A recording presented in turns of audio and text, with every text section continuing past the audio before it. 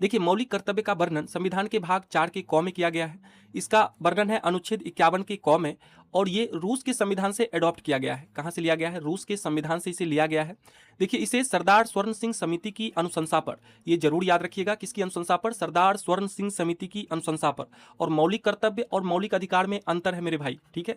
इसको आप एक मत समझ बैठिएगा। मौलिक अधिकार को यूएसए के संविधान से लिया गया है और इसका वर्णन है भाग 3 में, इसका वर्णन है आर्टिकल 12 से 35 में, ठीक है? जबकि मौलिक कर्तव्य का वर्णन है आपका भाग 4 के क में, अनुच्छेद 51 के क में, और इसकी प्रेरणा रूस से ली गई है। और सरदार स्वर्ण सिंह समिति की अनुशंसा पर संविधान के 42वें संविधान संशोधन के तहत मौलिक कर्तव्य को जोड़ा गया था। याद रखिएगा कि किस समिति की अनुशंसा पर? सरदार स्वर्ण सिंह समिति की अनुशंसा पर। किस संविधान संशोधन के द्वारा? 42वां संविधान संशोधन के द्वारा मौलिक कर्तव्य को संविधान में जोड़ा गया था। जिस टाइम पे इसको जोड़ा गया था उस टाइम पे मौलिक कर्तव्यों की संख्या 10 हुआ करती थी मेरे भाई, ठीक है? बाद में ये बढ़कर अभी वर्तमान में कितना हो गया है? 11, ठीक है? यानी एक बढ़ा है। और ये किस संविधान संशोधन के तहत बढ़ा है? तो याद रखिएगा 86वां संविधान संशोधन के तहत। 86वां संविधान संशोधन 2002 में एक मूल कर्तव्य को बढ़ा दिया गया है। इसमें वर्णन है आपका कि 6 से 14 वर्ष तक के बच्चे के लिए माता पिता या फिर कोई भी उसके पालन करता है तो उनका कर्तव्य है कि वो उसे प्रारंभिक शिक्षा जरूर दे, ठीक है? याद रखिएगा, मान लीजिए किसी के माता पिता नहीं रहे या फिर माता पिता नहीं है, कोई नानी घर में पला बढ़ा है, ठीक है? तो वो नानी घर में जो भी उनका पालन पोषण कर रहे हैं, चाहे वो मामी हो, मामू हो, या फिर जो भी हो, हम मामू बोलते, बिहारी लोग ज्यादातर मामा को मामू बोलते हैं, ठीक है? याद रखिएगा। और जो भी है, ये उनका कर्तव्य है कि ये बच्चे को प्रारंभिक शिक्षा जरूर दे, ठीक है? या फिर कोई मौसी के यहाँ पल बढ़ रहा है, कोई फुआ के यहाँ, ठीक है, या बुआ के यहाँ, ठीक है? तो उनका कर्तव्य रहता है कि वो प्रारंभिक शिक्षा जरूर दे, ठीक है, बच्चे को। आगे देखिए, अब मौलिक कर्तव्य, जितने भी 11 मौलिक कर्तव्य हैं, 11 मौलिक कर्तव्य के बारे में हम पूरी डिटेल से जानते हैं। कौन कौन से मौलिक कर्तव्य हैं? देखिए, आपसे प्रश्न में इस प्रकार से पूछा जाएगा कि 4 ऑप्शन रहेंगे, आपसे पूछा जाएगा कि इनमें से कौन से मौलिक कर्तव्य नहीं है, ठीक है? इस प्रकार से रहेगा प्रश्न। इसके लिए कोई आर्टिकल नहीं है, आप इतना बस याद रखिएगा कि आर्टिकल 51 के क में मौलिक कर्तव्य का वर्णन किया गया है। और जो 11 मौलिक कर्तव्य है उसको एक नजर आप देख लीजिए। देखिए, संविधान का पालन करे, मौलिक कर्तव्य में पहला जो मौलिक कर्तव्य है आपका कि संविधान का पालन करे और उसके आदर्शों, संस्थाओं, राष्ट्रध्वज और राष्ट्रगान का आदर करे, ठीक है? मौलिक कर्तव्य क्या है आपका? संविधान का पालन करे, उसके आदर्शों, संस्थाओं, राष्ट्रध्वज और राष्ट्रगान का आदर करे। आप जानते हैं कि जब राष्ट्रगान गाया जाता है तो उस टाइम पे सब एकदम पूरे, कोई बैठा हुआ नहीं रहता है, सब खड़े हो जाते हैं, ठीक है? और खड़े होकर उसका आदर करते हैं। आप जानते हैं कि हमारा राष्ट्रगान क्या है? जन गण मन है।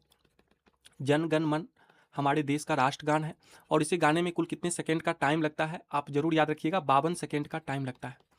और इसे सबसे पहली बार 1911 के कलकत्ता अधिवेशन में गाया गया था, ठीक है? बिशन नारायण धड़ की अध्यक्षता में, बिशन नारायण धड़ की अध्यक्षता में इसे गाया गया था पहली बार। और आप याद रखिएगा कि जितने भी भारतीय राष्ट्रीय कांग्रेस के अधिवेशन है, भारतीय राष्ट्रीय कांग्रेस के सभी अधिवेशन के बारे में हमने पूरी डिटेल से आपको बताया है, तो आप उस वीडियो को जरूर देखिए। इस वीडियो के डिस्क्रिप्शन में आपको इस वीडियो का लिंक मिल जाएगा, यानी भारतीय राष्ट्रीय कांग्रेस के सभी अधिवेशन के बारे में लिंक हम इस वीडियो के डिस्क्रिप्शन बॉक्स में दे देंगे, आप देख लीजिएगा एक बार, ठीक है?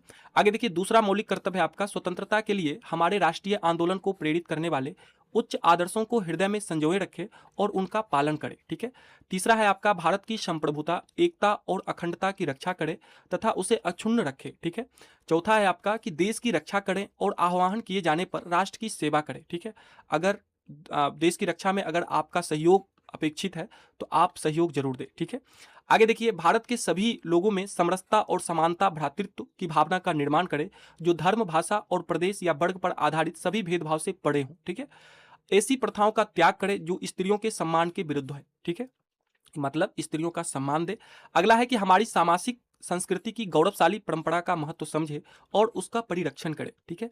आगे देखिए, प्राकृतिक पर्यावरण की, जिसके अंतर्गत वन, झील, नदी और वन्य जीव हैं, इसकी रक्षा करे और इसका संवर्धन करे तथा प्राणी मात्र के प्रति दया भाव रखे, ठीक है? याद रखिएगा, ये एग्जाम में पूछा जाता है। आगे देखिए, वैज्ञानिक दृष्टिकोण, मानववाद और ज्ञानार्जन तथा सुधार की भावना का विकास करे। आगे है सार्वजनिक संपत्ति को सुरक्षित रखे और हिंसा से दूर रहे, ठीक है? आगे देखिए, व्यक्तिगत और सामुदायिक गतिविधियों के सभी क्षेत्रों में उत्कर्ष की ओर बढ़ने का सतत प्रयास करें जिससे राष्ट्र निरंतर बढ़ते हुए प्रयत्न और उपलब्धि की नई ऊंचाइयों को छू सके, ठीक है?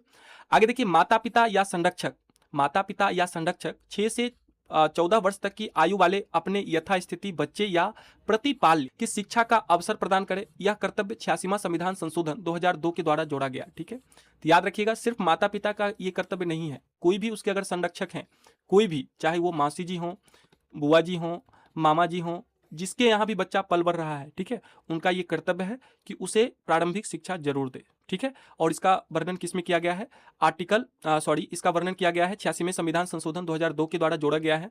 और इसका वर्णन अगर आर्टिकल की बात करें तो आर्टिकल 21 क में किया गया है। किसमें किया गया है, आर्टिकल 21 के क में, ठीक है, याद रखिए। तो चलिए, इस प्रकार से हमने मौलिक कर्तव्य के बारे में पूरे डिटेल से देखा, ठीक है। इससे पहले हमने राज्य के नीति निर्देशक सिद्धांत के बारे में पूरे डिटेल से पढ़ा। अब हमने मौलिक कर्तव्य को